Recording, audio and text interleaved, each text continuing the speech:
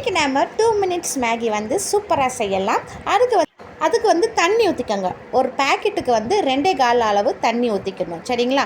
அந்த அளவுக்கு வந்து நான் 5 பேக்கெட்டு வந்து நான் எடுத்துருக்கிறேன் அதனால் நான் அந்த மெஷர்மெண்ட் பண்ணி தண்ணி ஊற்றிக்கிட்டு நல்லா கொதிக்க வச்சு இந்த மேகியை வந்து நல்லா போட்டுட்டு அந்த மேகி நல்லா ஸ்ப்ரெட் ஆனோடனே இந்த மாதிரி வடிகட்டிட்டு நல்லா ஐஸ் தண்ணியை வந்து ஊற்றி நல்லா வந்து ஸ்ப்ரெட் பண்ணி நல்லா வந்து ஆற வச்சு எடுத்து வச்சுக்கோங்க.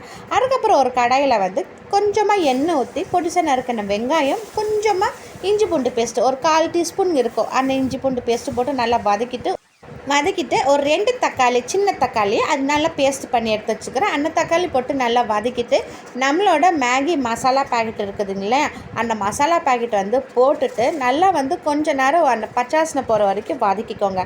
அது வதக்கின அப்புறம் நம்ம ஆற வச்ச மேகி இருக்குதுங்களே, அது போட்டு பட்டும் படாதமாக அந்த மேகிக்கு எந்த தொந்தரவும் தராமல் அழகாக நம்ம வந்து பெரட்டி எடுக்க போகிறோம். அந்த மேகி வந்து உடையாமல் இருக்கணும். நம்ம வந்து ஸ்டார்டிங்லேயே நம்ம மேகி வந்து நல்லா கிண்டுனோம்னா கிண்டுன்னு ஆயிரும். அதனால் நம்ம மேகியை போட்டுட்டு பட்டும் படாதமாக 2 ஸ்பூன் வச்சு நல்லா வந்து இந்த மாதிரி கிளறி விட்டுக்கோங்க. எதுவுமே உடையாமல் நல்லா சூப்பராக வந்து நம்மளுக்கு வந்து மேகி வந்து கிடச்சிருச்சு. இது வந்து சூட்டோடு இப்போ கொடுக்காதீங்க, கொஞ்ச நேரம் ஆறுன அப்புறம் கொடுத்திங்கன்னா அவ்வளோ டேஸ்ட்டாக இருக்கும். நூடுல்ஸ் நல்லா தனித்தனியாக ஒன்று வரும்.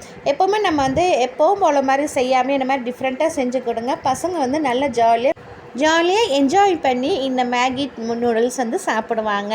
ஃப்ரெண்ட்ஸ், உங்களுக்கு இந்த வீடியோ பிடிச்சிச்சுன்னா லைக் பண்ணுங்கள், மறக்காமல் சேனலை வந்து சப்ஸ்கிரைப் பண்ணுங்கள். தேங்க்யூ ஃபார் வாட்சிங் ஃப்ரெண்ட்ஸ்.